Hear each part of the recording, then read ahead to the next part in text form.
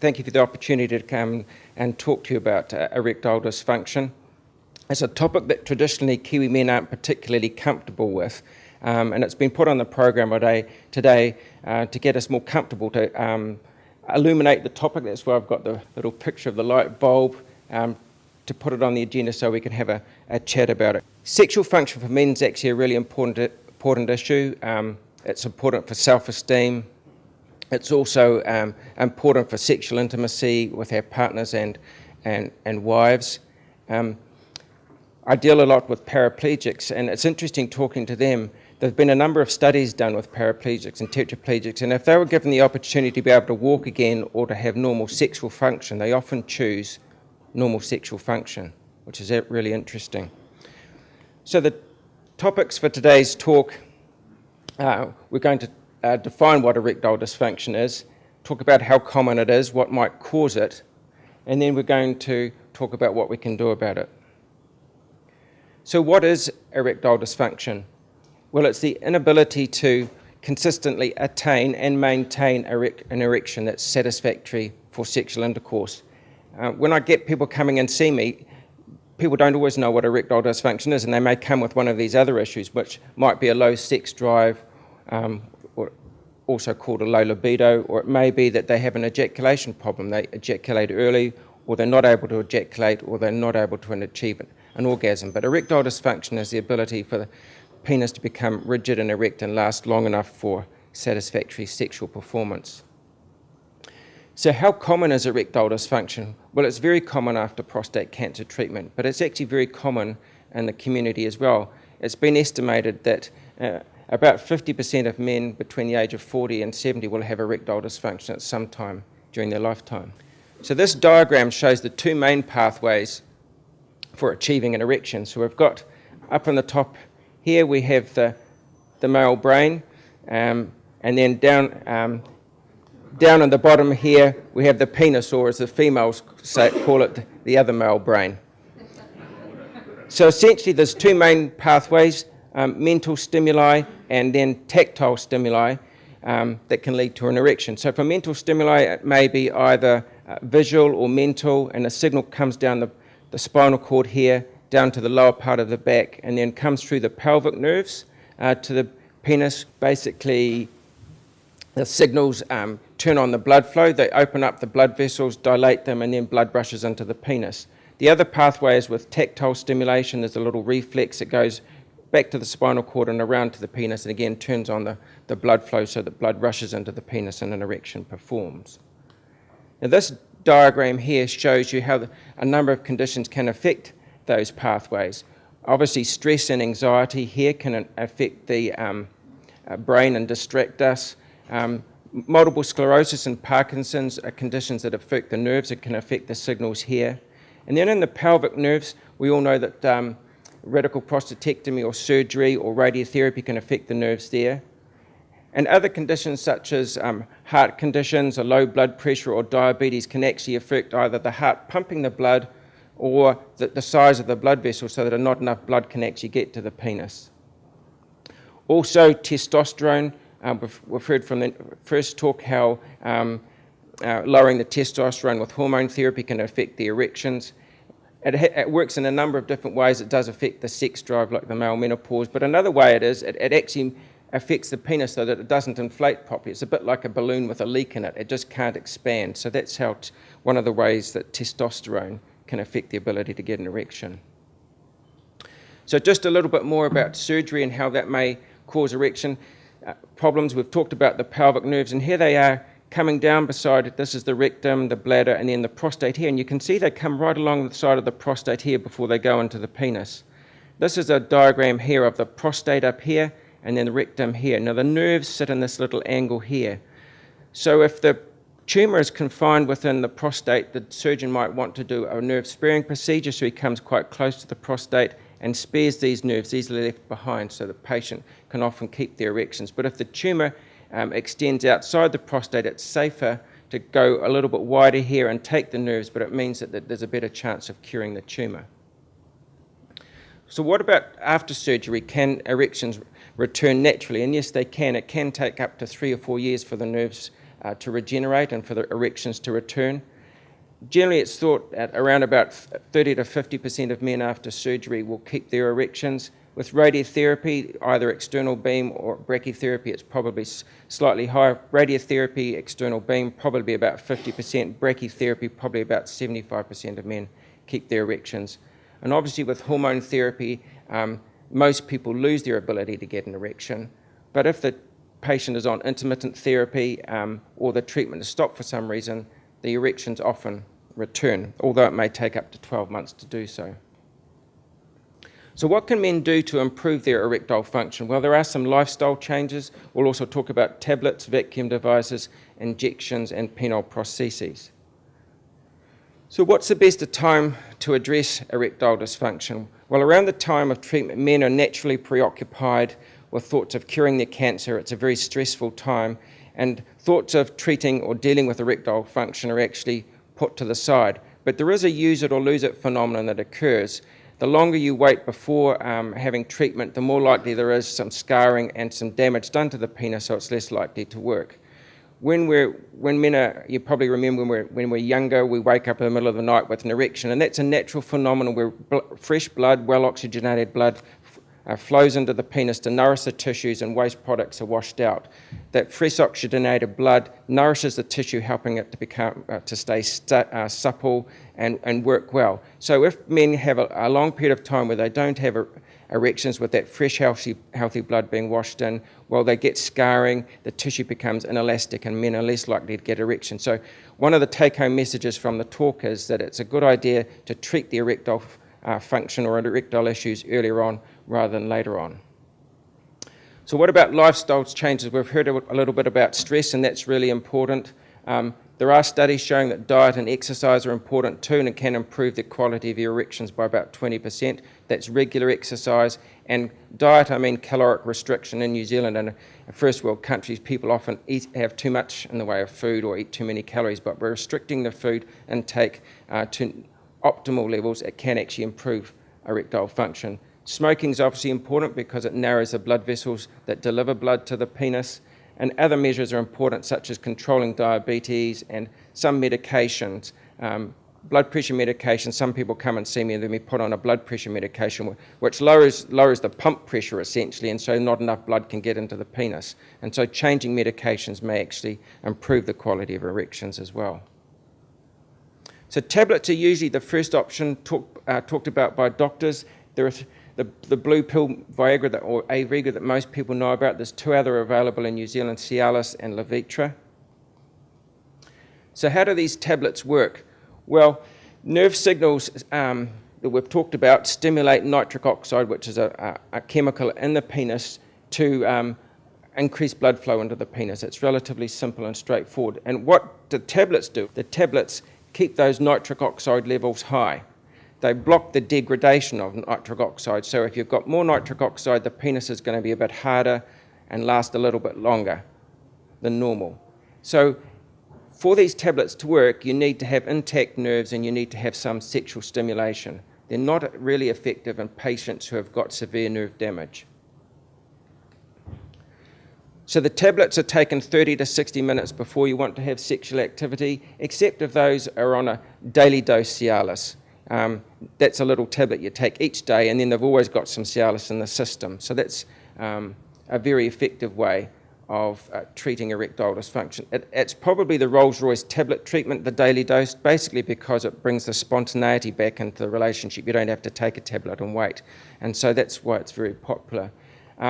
Couple of little points. Aviagra or Viagra is less effective after a fatty meal. It's not absorbed so well, so you don't get sort of peak levels in the bloodstream. Aviagra and Levitra last for about 8 hours, which can have some benefits in certain circumstances. Cialis is marketed because it lasts for 36 hours, so sometimes people can have intercourse that evening and then the next day things are working as well. The studies show that each of the tablets are probably equally effective, but a patient may have side effects with one and not another, so it's best to try all three and then decide which is more effective for you. So after a radical prostatectomy, most men can't get an erection with these tablets. Probably about 10 to 30% do. So what if the tablets are ineffective? Do you need a bigger dose of Viagra? Well, there are limits because you can get side effects. So then you have to look at other options such as vacuum pumps, injectables, and so on. We'll talk about them in just a minute. So how safe are these medications? Well, originally they were developed as a cardiac medication. And when they did the studies, they found that the patients wouldn't give the tablets back. And then they said, well, why is that? And then they found out, well, it was actually good for something else. But there have been studies showing that people who take Viagra or one of these medications actually have a lower morbidity or lower mortality or death rate than people who don't take them. So they are very safe. There are some contraindications that your doctors can tell you about. Side effects, they're generally very well tolerated. Occasionally people get indigestion or facial flushing or back pain and so on, but generally most people tolerate them well. So what if tablets don't work? Well, one other option is a vacuum pump, which is a Perspex cylinder here with a little electric pump in this case, or you can get a hand pump that draws blood into the penis, and then you place one of these little rings over the base to keep the blood in the penis. Here we have a diagram of how it works. So the Perspex cylinder is placed over the penis, flush with the base of the penis here. The vacuum or suction's induced, and then the penis expands in length. Venous or poorly oxygenated blood is drawn into the penis, then a little rubber ring is slipped onto the base to keep the erection firm. So it's best for those people in stable relationships. It's very cost effective. They cost about $600, but they can be used for many years. However, some people find them a little bit fiddly and don't find that they work well for them. And as I mentioned before, with tablets and injections, they draw well-oxygenated blood into the penis, so that will nourish the tissues. This is venous blood, the low oxygen content, so it won't help the ability to get erections long-term, or natural erections long-term. So what about injectables? We've got a couple of options here. These are syringes that may be made up by a urologist, and these are ones that you can buy from the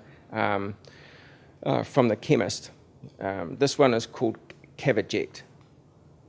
So one of the advantages of injectables are that they promote the fresh, highly oxygenated blood to come into the penis, which nourishes the tissues. It's relatively quick. It can produce an erection in 5 to 10 minutes. And as mentioned also earlier, the dose needs to be individualized because some people are very sensitive and will have a lower dose, and people who have not so sensitive need a larger dose. But they're very effective. And so this is a diagram just showing the small needle is placed into one of the two chambers or cylinders in the penis. It opens up the channels and blood is drawn into the penis quite quickly, and then the natural erection ensues. So it's usually a second choice after tablets because tablets are nicer than using injections, but it's probably one of the most effective options.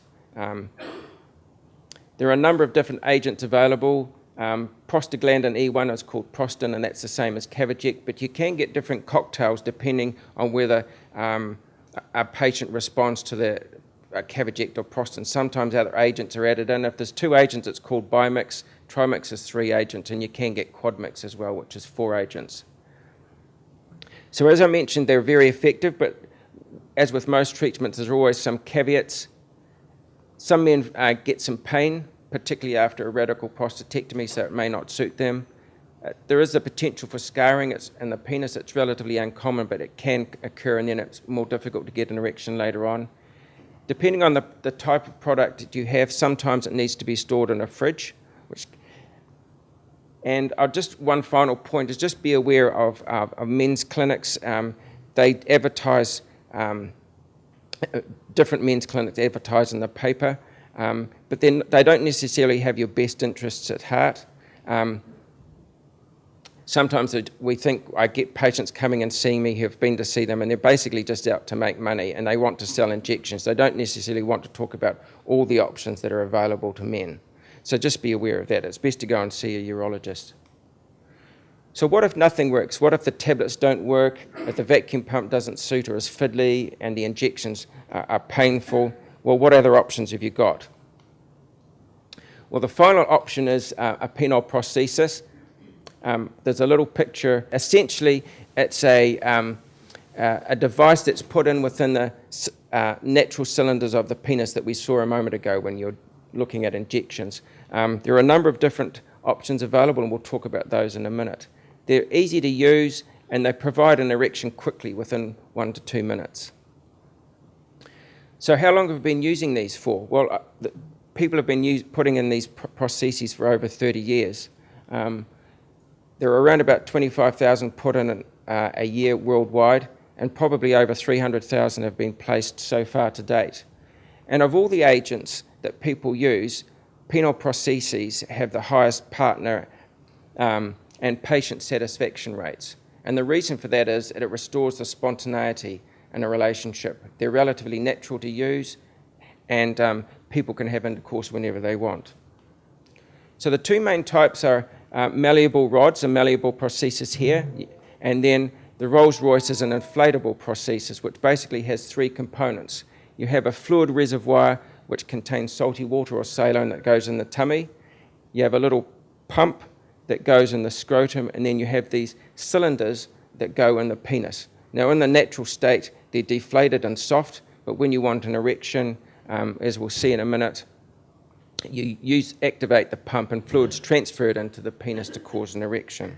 So looking firstly at the malleable implants, we don't put in too many of these, but they are very easy to use. You can see a picture of the rod here sitting within the penile cylinder here, and then if you want an erection, it's just bent upwards, and then you have an instant erection. They're good for people with limited dexterity. They are totally concealed within the body, and they're the least expensive of the prostheses available.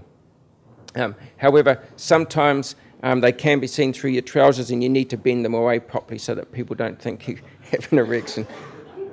But for most people, it's not an issue. It's just something you have to be aware of. So this is the 3-piece prosthesis, and this is a little animation of how it works. There's fluid in the reservoir here.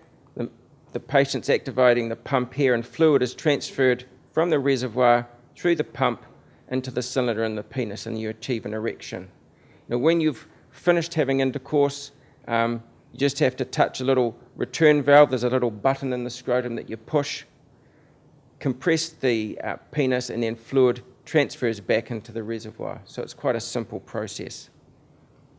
So the advantages of the 3-piece are that it's easy to use, it's a one-step deflation, it provides a very natural flaccidity, it feels like a natural erection. The only thing that's different is that the glans or the head of the penis doesn't expand, and so the head of the penis stays a little bit colder and doesn't swell. But otherwise, it's a very natural erection. Here's a picture, picture of a person before inflating the prosthesis and then afterwards. So you can see that it looks like quite a natural erection.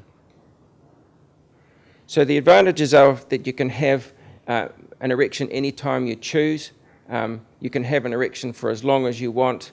And there are no ongoing costs with tablets or as with tablets or injections. The costs are normally covered by insurance as well. So what's involved in the surgery? Well, essentially it's normally a one-night stay.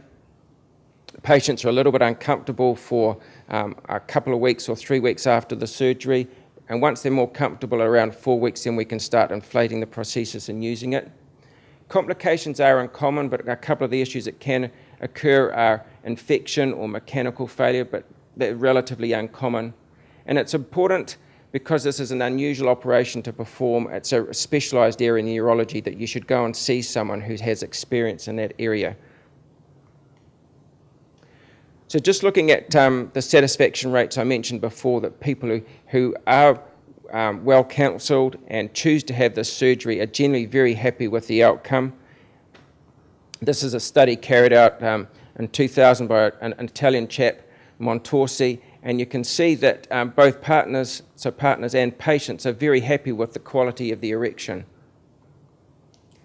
In terms of satisfaction with sexual activity, the satisfaction rates are even higher. Both partners and patients are very happy with the ability to have sexual intercourse and sexual intimacy.